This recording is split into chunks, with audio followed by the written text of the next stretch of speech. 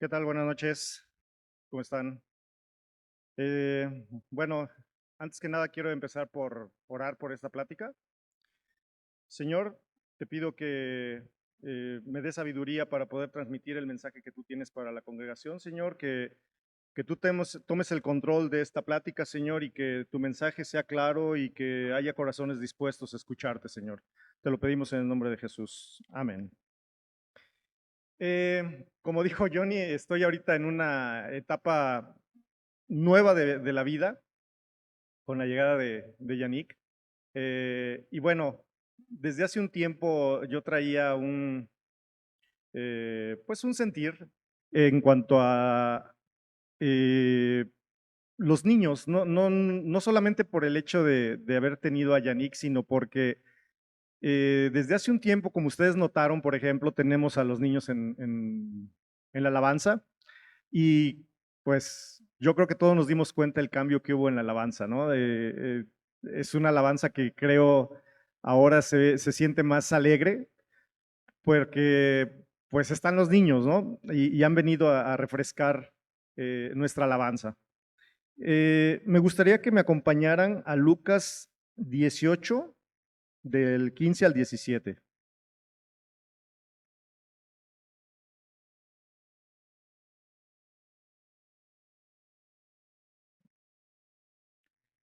Y dice, traían a él los niños para que los tocase, lo cual viendo los discípulos les reprendieron. Mas Jesús, llamándolos, dijo, dejad a los niños venir a mí, y no se los impidáis, pues de los tales es el reino de Dios. De cierto os digo que el que no recibe el reino de Dios como un niño, no entrará en él. Cuando yo leo estas líneas, me pongo a pensar en la responsabilidad tan grande que se tiene como padre. Al tener que, pues, dejar que los niños se acerquen a Dios, ¿no? Y esto implica muchas cosas, porque no es nada más el hecho de dejarlos, sino toda la tarea que conlleva el hacerlo. Porque lo primero que se me viene a la mente con esto es, por decir así, la vida de María, ¿sí? ¿Alguna vez han pensado en la enorme responsabilidad que se le dio a María al recibir el mensaje de parte de Dios? ¿Sí? ¿Alguna vez lo han, o sea, porque no fue nada más te doy el mensaje y esto es lo que vas a hacer y ya? O sea, yo me pongo a pensar qué habrá pasado pues por la mente de ella, ¿no? ¿Qué habrá pasado con ella? Cuando Gabriel se aparece y le dice a María que es, eh, pues que ella es muy favorecida, ¿sí? Cuando le dice que es favorecida y que el Señor es contigo, de que es bendita entre las mujeres. Yo me imagino que, porque únicamente nos lo podemos imaginar, debieron haber provocado en ella pues una serie de sentimientos, una serie pues, de emociones en su persona, porque imagínense ustedes que Dios te está dando esa responsabilidad, ¿sí? Esa responsabilidad, en este caso a María con su hijo, ¿no? Eh, Tal vez en su mente pudieron haber preguntas como, ¿por qué considera Dios que soy bendita? Bendita entre las mujeres, o ¿por qué he hallado gracia delante de Dios y qué significa esto? Todas esas preguntas quizás pasaron por su mente o tal vez ¿por qué envió perdón, por qué envió Dios a Gabriela a hablarme a mí y no a alguna otra de las mujeres? ¿Qué hubo de diferente en mí, no? Eh, entonces, yo me pongo a pensar en esa responsabilidad tan grande que ella tuvo que haber sentido, pues de un momento a otro, ¿no? De un momento a otro llegó esa responsabilidad de, pues de hacerse cargo del Hijo de Dios. Y pues hoy en día que lo pensamos, pues es una responsabilidad muy grande tener un hijo y llevarlo en los caminos de Dios, ¿no? No interferir muchas veces, y creo que esa palabra es muy importante, no interferir en lo que Dios tiene para nuestros hijos. Eh, Como muchos de ustedes saben, pues yo estuve en la Fuerza Aérea, ¿no? Yo decidí ir a la Fuerza Aérea cuando tenía, pues sí no lo recuerdo exactamente, pero tal vez han de haber sido 4 o 5 años. A los 4 o 5 años fue cuando yo tomé la decisión de que yo quería ser piloto.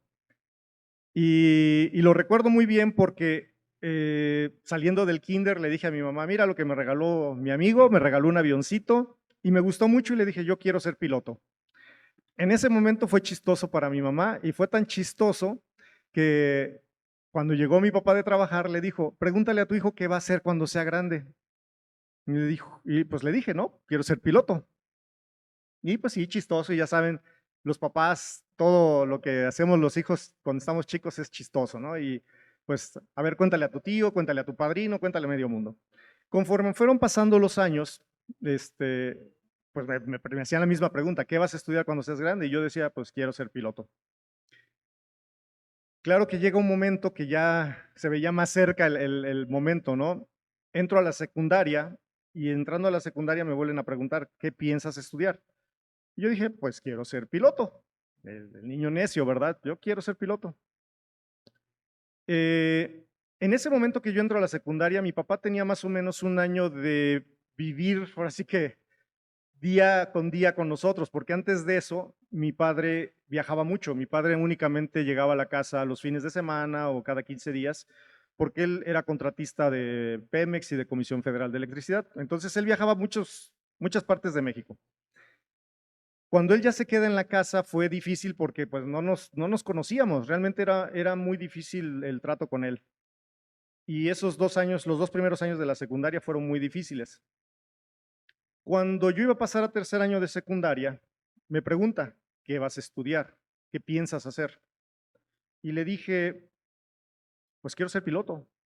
Entonces yo ya investigué y necesito la prepa, pero yo me puedo ir desde la secundaria si estudio otra carrera. En este caso, puedo estudiar mecánica de aviación y me validan los estudios para como si fuera prepa y de ahí me voy a la de pilotos. En mi cabeza lo que yo decía era, pues empiezo a conocer de aviones, empiezo a estar en ese mundo y ya voy encarrerado, ¿no? Pero ahora la pregunta es, yo veo, por ejemplo, a Leo, en su momento vi a Dere cuando tenía 15 años, a Oli, y los veo ahora y veo cómo están. Y yo digo, ¿qué habrán pensado mis papás cuando yo tenía 15 años? Y les digo, pues me voy a ir de la casa, porque era irme de la casa, era ya no estar en la casa, ya no estar en sus vidas, y era irme definitivamente. En su momento ellos nunca me dijeron no, o sea, fue, ok, está bien. Y cuando yo paso a tercero de secundaria, mi papá me dice, eres libre para estudiar y prepararte para irte a la escuela que tú quieres. Ese año me dediqué a estudiar porque pues, yo era muy mal estudiante y entonces tenía que recuperar todo lo que no había estudiado para poder pasar los exámenes, me puse a hacer ejercicio, etcétera, etcétera. Logro entrar. Pero lo que yo quiero que vean aquí es, así como María no interfirió en los planes de Dios, en los planes que tenía para su hijo, pues yo creo que mis padres nunca interfirieron en los míos. Jamás escuché a mis padres decirme, no te vayas, quédate aquí, tenemos un negocio, quédate en el negocio, aquí también hay escuelas, quédate a estudiar aquí, estudia otra cosa, es muy peligroso. Tenía yo un primo al que era así como mi modelo a seguir, porque aparte él era 10 años más grande que yo. En su momento él se fue a estudiar en aquel entonces era la Policía Federal de Caminos y era una academia en la que estudiaban 2 años. Y pues yo lo veía llegar los fines de semana uniformado y pues más ganas me daban a mí de irme. Y jamás escuché a mi mamá o a mi papá decirme, no te vayas. Y les digo, ahora que veo a Oli, ahora que veo a Leo y que los veo tan chicos, digo, ¿cómo me dejaron ir? O sea, ¿cómo tuvieron la fuerza para dejarme ir a la Ciudad de México? Porque no era nada más irme, era irme a la Ciudad de México, ¿sí? Saliendo yo de un pueblito donde apenas si sabía yo andar en los camiones, a irme a la Ciudad de México solo. Y esa misma pregunta me hago con María, o sea, ¿qué fuerza tuvo ella para ver todo el destino de Jesús, de ver todo lo que él iba a hacer, ver todo lo que estaba sucediendo en su vida y nunca interferir y decir, No, pues es mi hijo, porque como mamá, imagínense, padre, pues yo no quiero que mi hijo sufra, yo no quiero ver a mi hijo padecer de ninguna manera, ¿no? No creo que haya una mamá que diga, ay, ojalá mi hijo sufra, pues no creo que la haya. Entonces, de igual manera yo decía, pues mis papás nunca dijeron, pobrecito, ¿verdad? Digo, supongo que lo habrán pensado, pero a mí nunca me lo dijeron. Años después mi hermana me platicó que cuando yo me fui, los primeros 2 meses que entra uno a la escuela, hay un curso que le llaman CABI, que es el curso de adiestramiento básico individual. Y es un curso en el que uno aprende a disparar, a marchar, a limpiar las armas, eh, todos los conceptos básicos de la milicia. Y en teoría, esos 2 meses te los pasabas encerrado y no salías. Eso fue lo que habíamos entendido al principio. Resulta que no era así. O sea, eran 2 meses en otras instalaciones, pero sí salía los fines de semana. Entonces, cuando yo salgo el primer fin de semana, yo no tenía ni dónde vivir. O sea, yo no sabía a dónde ir, porque a final de cuentas a nosotros nos habían dicho que era internado toda la carrera. Cuando me dicen un sábado en la mañana, pues estás libre y regresas el lunes en la mañana, yo, pues ¿a dónde me voy? El primer fin de semana, un chavo que era de Ciudad Neza, que en ese momento yo no sabía lo que era Ciudad Neza. Ciudad Neza es uno de los barrios más bajos de la Ciudad de México, muy peligrosos. Me dice, si quieres te invito a mi casa. Y pues yo le tomé la palabra porque yo no sabía dónde ir y me fui con él. Pero al siguiente fin de semana, pues yo ya quería ver a mis papás y quería ver a mi hermana, ¿no? Yo los extrañaba. Había crecido prácticamente todo el tiempo con ellos. Yo no salía a la calle, no me daban permiso de salir a jugar. Yo estaba muy apegado a mi mamá. Como decía mi papá, estaba yo a las faldas de mi madre. Entonces el cambio fue difícil. Y cuando yo llego ese fin de semana a ver a mis papás, mi hermana me cuenta que después ellos platicaron y estaban llorando, porque yo en ese en esa semana que había transcurrido, bueno, 15 días, eh, yo había perdido alrededor de 8 kilos, cuando de por sí yo pesaba como 62 kilos, había perdido 8 kilos, imagínense cómo me veía. Y me veía yo todo ojeroso, demacrado, y cuando me vio mi papá, como él pensaba que iban a ser 2 meses sin verme, me vieron y lo primero que pensaron es, no aguantó, no aguantó, ya no aguantó mi hijo. Yo sí vi que mi papá lloró, me dio un abrazo, pensando que yo no había aguantado y que iba yo de regreso a la casa. Cuando ya les platiqué que no, que eran los fines de semana, etcétera, ya no pasó nada. No me dijeron nada, no me dijeron no regreses, al contrario, me dijeron, te compramos tu boleto, ¿qué hacemos? Bueno, y como esas anécdotas tengo muchas en las que yo nunca vi a mis papás decirme, no te vayas, no, no, no interfirieron nunca con mi decisión de irme, ¿no? Entonces, alguna vez eh, recuerdo que ellos decían, es que tú tienes que aprender de tus propios errores. Nosotros ya te enseñamos, ya te guiamos, ya te educamos y tenemos que confiar en lo que hemos hecho en tu vida.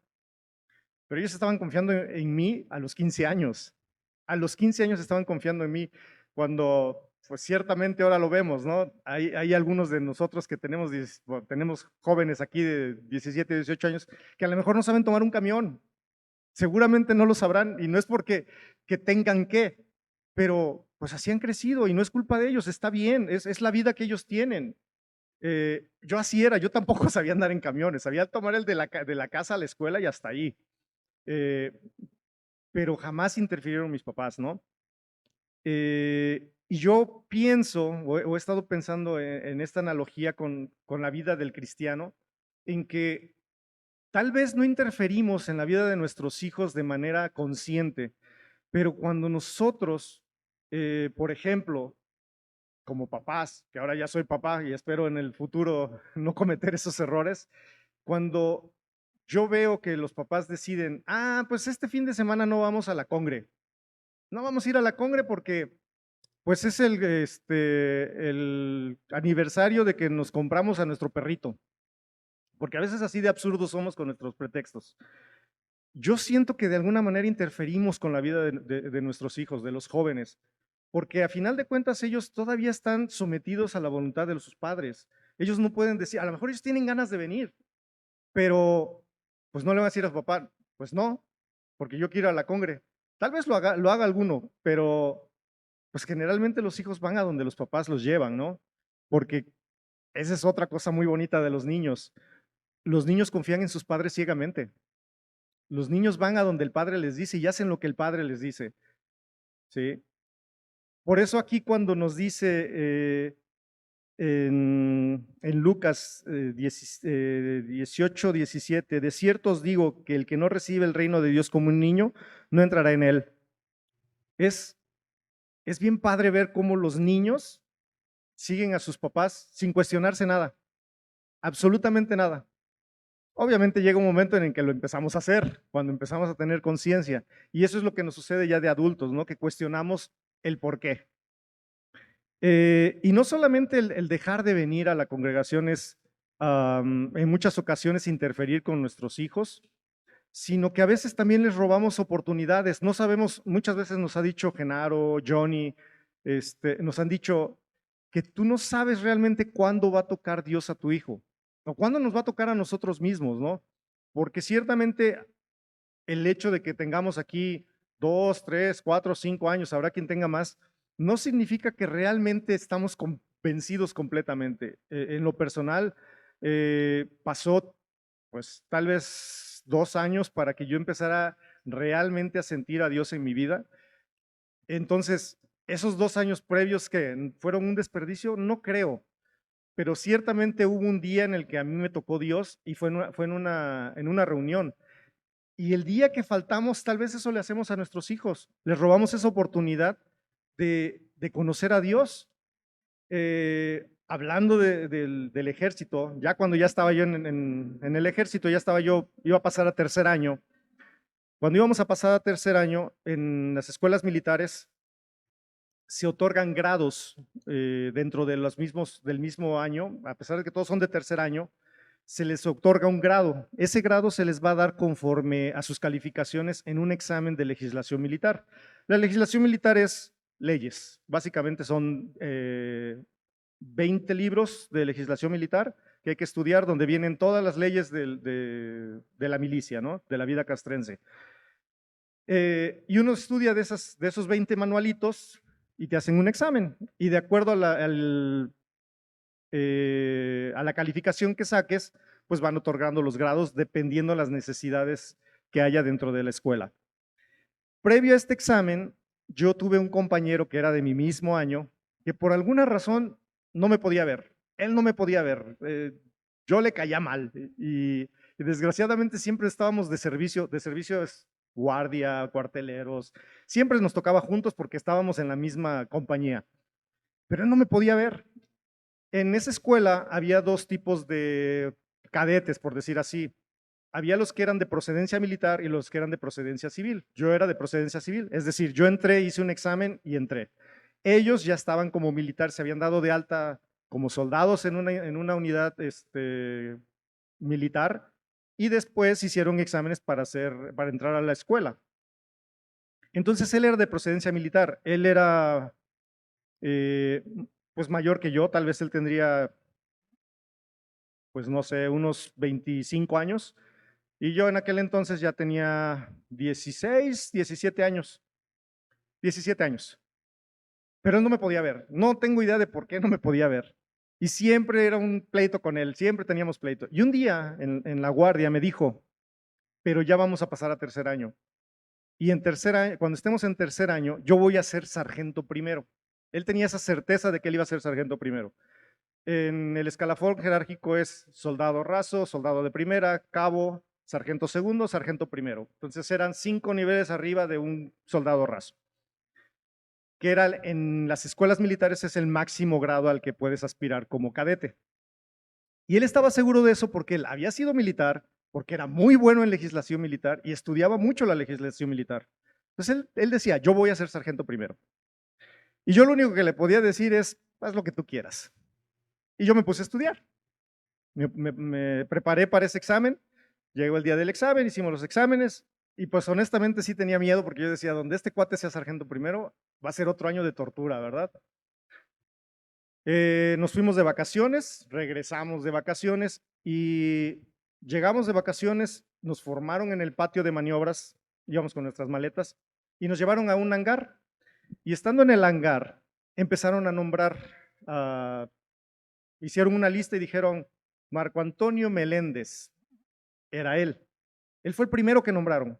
Nosotros no sabíamos para qué era eso, pero ellos dijeron Marco Antonio Meléndez y no sale.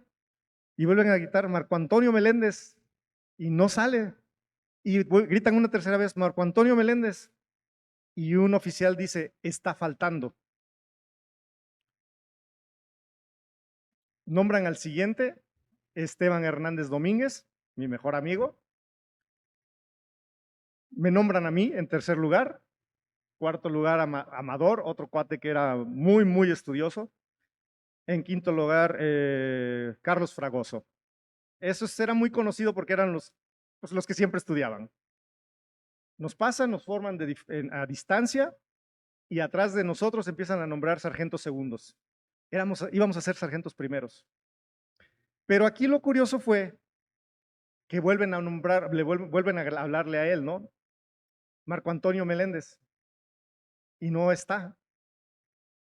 Empiezan a nombrar sargentos segundos y nombran a otro y lo ponen de sargento primero.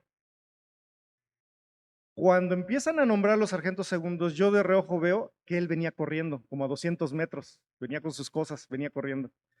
Y llega y dice, presente. Y le dicen, incorpórate, pero a las filas de los demás. Y lo nombran sargento segundo. O sea, de haber sido sargento, iba a ser sargento primero, lo nombran como sargento segundo. Y fue por llegar tarde, porque realmente fue por llegar tarde. ¿Cuántas veces nos hemos perdido de alabanzas, de la mitad de una plática, de 2, 3 minutos de una plática, de una alabanza, que tal vez iban a tocar a nuestros hijos? Así de importante también es la puntualidad. Yo creo que así sea 1 minuto, 2 minutos, 3 minutos, los que sean, son importantes, ¿sí? Son importantes porque no sabemos realmente lo que Dios tiene para nosotros, no sabemos qué regalo tiene Dios en nuestras vidas y en qué momento nos lo va a dar. Porque, pues no sabemos, realmente no tenemos una idea sabemos que hay una promesa, sabemos que está ahí, pero también nosotros tenemos que estar listos para recibirla. ¿Sí? Tenemos que estar listos para recibir esta promesa de Dios. En esa ocasión, este compañero, pues perdió esa oportunidad de lo que él tanto decía, que quería ser sargento primero, ¿no? En mi caso, bueno, yo fui sargento primero y ahí se murió todo. O sea, para mí él dejó de existir. Ya nunca volví a tener un problema con él, nunca volví a decir nada, obviamente. Pero yo me pongo a pensar en él, la frustración que ha de haber sido que él era el primer lugar, o sea, él se sacó el primer lugar. Y el saber que se había sacado el primer lugar y que sin embargo, a pesar de haber sido el mejor de todos nosotros en legislación militar, pues tuvo que asumir un rol secundario porque llegó tarde. ¿Sí? ¿Y cuántas veces no nos pasa a nosotros que asumimos roles secundarios porque o llegamos tarde a un evento o porque nos da miedo dar ese paso de fe en nuestras creencias? Yo sé que es mucha responsabilidad porque también lo veo de esta manera. Ciertamente a mí me dieron el grado de sargento primero y era una responsabilidad muy grande porque te daban tu grado de sargento primero, pero eso implicaba también que te daban a 100 personas a tu cargo, ¿sí? Y te decían, estos 100, pues tú tienes que ver que hagan todo lo que tienen que hacer los 365 días del año, que salgan a formar a la hora que deben de formar, que todos estén sanos, que todos estén activos, que todos hagan lo que tienen que hacer. Y tú tenías que supervisar esos 100 elementos. Sí, era una responsabilidad muy grande, pero también era un privilegio. Lo mismo que es ser un creyente, ¿sí? Es una responsabilidad muy grande ser creyente, pero también tiene muchas satisfacciones, ¿sí? Tiene muchísimas satisfacciones serlo, porque nos lo han dicho, fácil, pues no puede ser fácil, ¿verdad? Porque si no todos lo haríamos. Ciertamente tiene cosas difíciles, no es fácil a veces para mí venir aquí sin dormir los domingos, porque hay veces que no duermo, simplemente no duermo, y venir aquí y estar parado prácticamente 2 horas porque ensayamos y y estamos en la alabanza. Y cuando me voy a sentar, muchas veces lo que más difícil se me hace es llegar a sentarme, porque estoy bien entumido, de que estoy desvelado y estoy parado, pues me cuesta mucho sentarme. Pero tiene muchas satisfacciones. Sí, la satisfacción de ver que tu vida va como Dios quiere, de ver las bendiciones que Dios tiene para ti, de ver cómo todo cae en su lugar, todo lo que tú quieres, todo lo que tú anhelas, Dios te lo da a su tiempo. Si tú tienes la entereza de dar ese paso de fe, si tú tienes el compromiso de estar en sus caminos. Y bueno, eso era básicamente lo que yo quería compartirles el día de hoy. Gracias.